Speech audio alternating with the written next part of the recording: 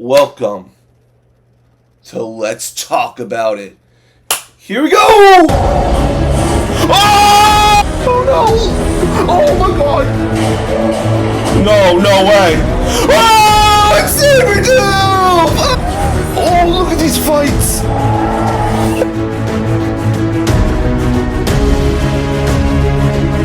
Hey guys, welcome back to Let's Talk About It, the show where we talk about everything going on in the movie, video game, and TV world. I am your host, Infinity, and I go out and find the topics I want to talk about with you guys. Topics that interest me, that I think are going to be interesting to you guys. And with all of that out of the way, guys, let's move on to our first topic here today.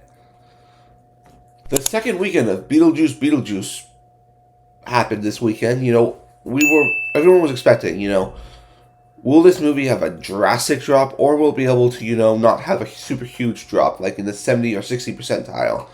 And, personally, I wasn't a fan of the film. I thought the film was pretty mid, not one of my favorite movies of the year. I thought, it was very, very poor. There's some people I've heard that really, really love the film. Personally, not me. But we got the weekend box office numbers up, and according to Deadline, this movie killed. According to them, Beetlejuice, still the ghost with the most second weekend at 51 million. The Killer's Game gets racked. Sunday box office update. Now, we're going to look at, Box Office Mojo right now. We're going to look at them, and this is what basically Box Office Mojo says. Beetlejuice had a $51.6 million second weekend with the 53.5% drop. That is really, really good. I'm going to tell you why that's really, really good. We are living in a post-pandemic world right now. Box office isn't as good as it was back in 2019, when we had like $5 billion films a year. And, a lot of films dropped in the 60 to 70 percentile after a weekend.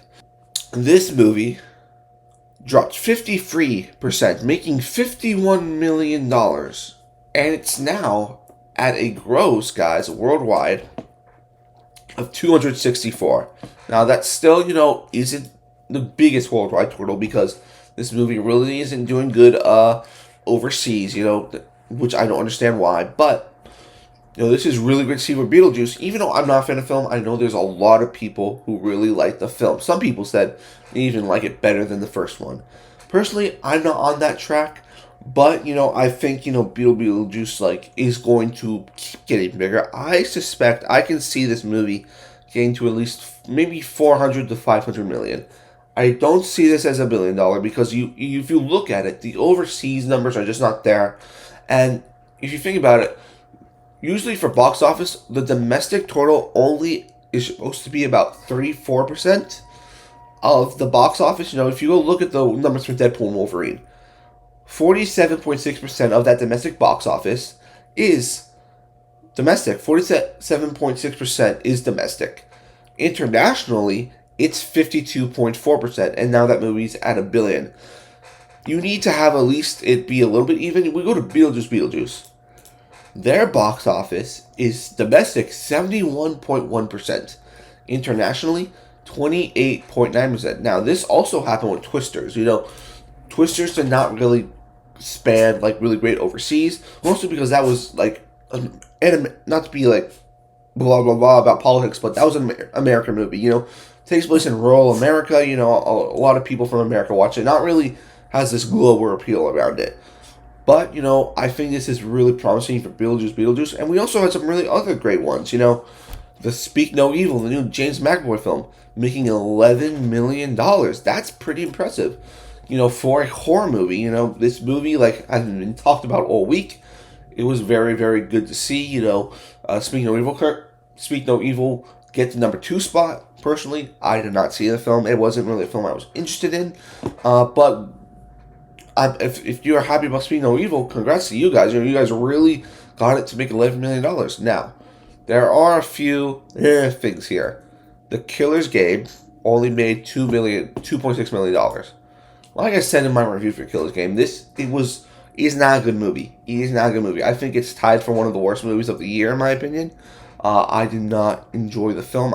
I think the writing was really, really terrible for that film. And it presented in the box office for this film. I don't know how much this movie was made for, but this movie really suffered. And we also got Alien Romulus keep going, hitting 330 million worldwide. I don't think it's gonna happen, but it would be really cool to see this movie get to 400 million. I think this movie's cap right now is about 375. That's what I think it is. But guys, what do you think about this? Beetlejuice coming in hot and still making that money after its second weekend. Leave your comments down below, and let's move on to our next topic here. Now, we just talked about box office, and we're going to talk about a little box office thing that we didn't really talk about in the last one, and that's Deadpool and Wolverine.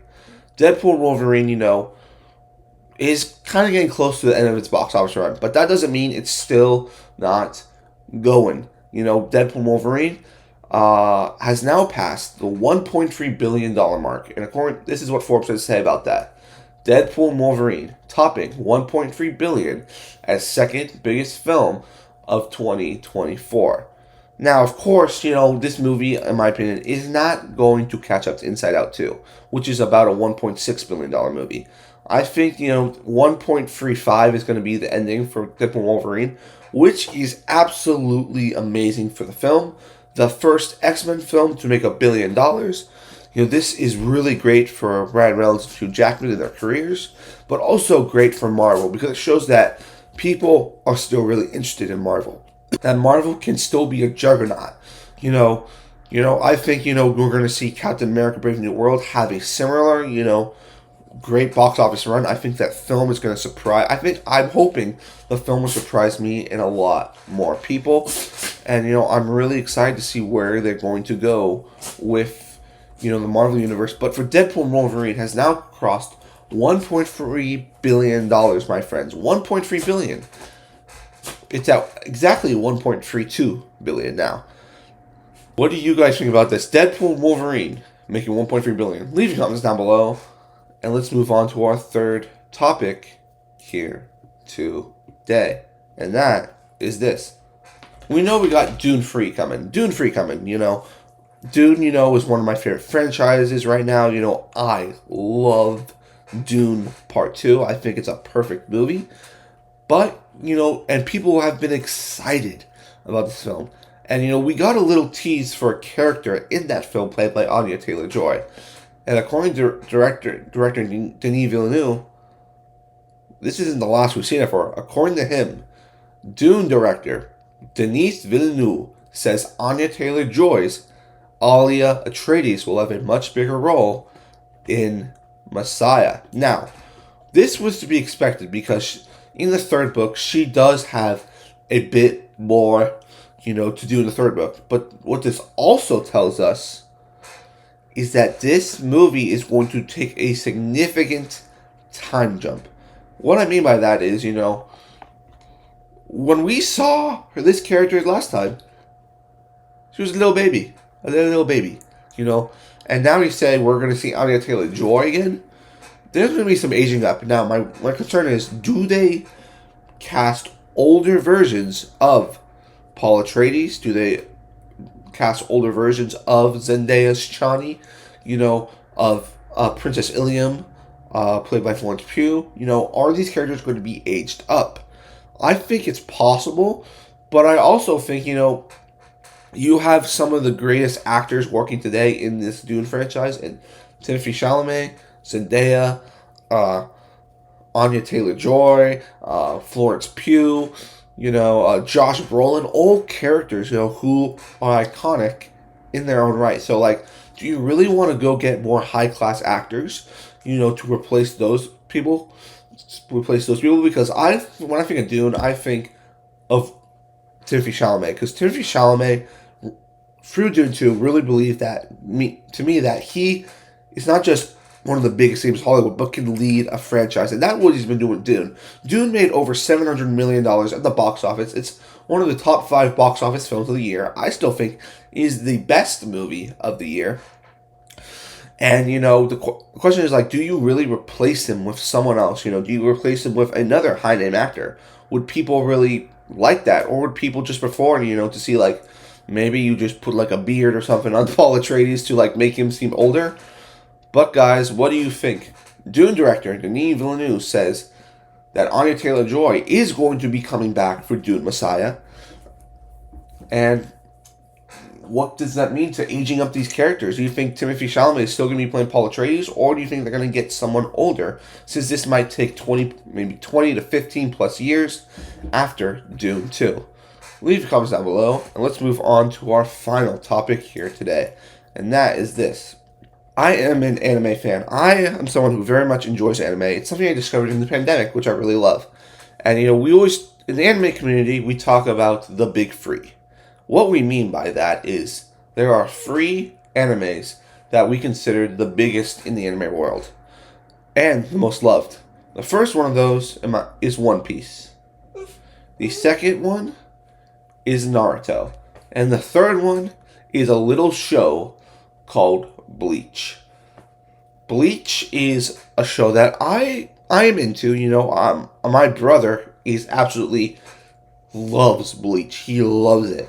And with the One Piece Netflix show, Hollywood's been wondering, can we actually crack the formula on adapting anime to live action? We already got we know we got a Naruto movie coming. We know we got another season of One Piece coming. But now, according to Collider, we got a Bleach movie in the works. According to them, Bleach is reportedly getting another live action movie. Now, for me, this is really cool to see, because Bleach is a really cool story. Basically, the premise of Bleach, guys, is Bleach is about our main character's named Ichigo Kurosaki. And, he can talk to spirits, basically talk to ghosts. And, he then meets one day this girl named Rukia. And, she is part of this society called the Soul Society. They go out and hunt, these big demon monsters. It's been a while since I watched Bleach, so I can't really remember what the name of them are. But her power somehow transfers to Ichigo, and he has to become the Soul Reaper now, because Rukia has lost her powers, and now Ichigo has to take over the mantle for her. And it kind of turns out that he's really good at being a Soul Reaper, and it's a very, very complex, interesting show. And if you want to adapt an anime, this is, I think, where you go. I think Bleach could very much work as a franchise. And, it's been rumored that this is actually being looked at to be made by Warner Brothers, which that's kind of cool to see, because Warner Brothers, in my opinion, they can be really good at building up kind of these fantastical worlds. Now it's just saying that it's reportedly good, they're going to be making it. No word on who's playing these characters. No word on who is going to direct the film. But guys, I think this is very, very exciting. If you are a fan of Bleach, if you're a fan of, anime, I think you're very much excited to see this movie. Now, I think you know where you go with this first film. I think if you know Bleach, I'm going to get into what us Bleach fans know. I think where you go with this first film is you go in, of course, with Rukia and Ichigo meeting, talking about kind of the Soul Society and, the monsters that they fight. But you also, maybe the third act of the movie, you have Ichigo going up against Renji and I think Rukia's brother in the Soul Society. And then you save another movie to do the Soul Society arc. If you don't know what I'm talking about, go watch Bleach. Very, very good anime. And, of course, we've really not really got that many great anime adaptations. I think One Piece was good. I think Avatar: Last Airbender was okay. Didn't exactly love it. I thought it was okay. But, guys, what do you think? Bleach is getting a live action film. Leave your comments down below. And make sure you like this video as well and comment as well. But, guys, that's all we're going to talk about today on this episode of Let's Talk About It. And I'll see you guys next time. Peace.